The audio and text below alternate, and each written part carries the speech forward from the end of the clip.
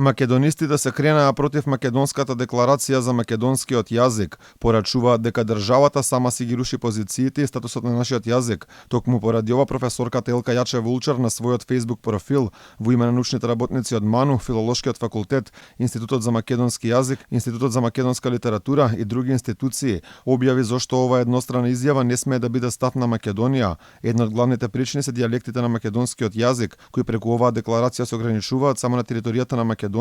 што според македонистите не е точно.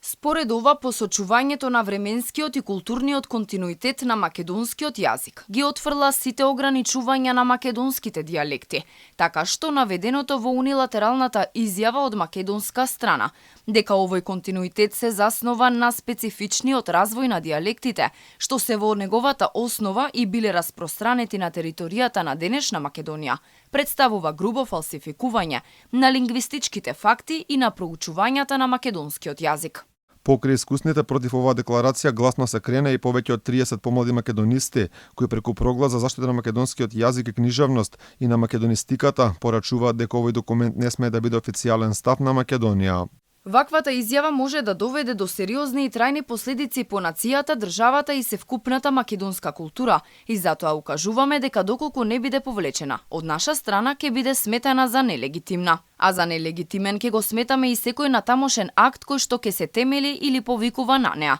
Јавно ги повикуваме председателот на државата Стево Пендаровски и собранието да застанат во одбрана на македонскиот јазик и книжевност, на македонистиката и на државните интереси, и да ги искористат сите расположливи механизми за оваа срамна изјава да биде повлечена, бидејќи со неа политички се задира во македонистичките темели. Професорката Александра Ѓуркова за Алфа вели дека груп фалсификат на лингвистичките факти е пишаното, дека македонскиот јазик е јазик само на територијата на Македонија, потенцира дека нашите дијалекти се простираат и надвор од државата. Првата работа за која што треба да се укаже е тоа дека посоченото во врска со тоа дека континуитетот на македонскиот јазик, според напишаното во оваа изјава, дека тој континуитет се заснова на специфичниот развој на дијалектите, што се во неговата основа и биле распространети на територијата на денешната македонска држава, сметам дека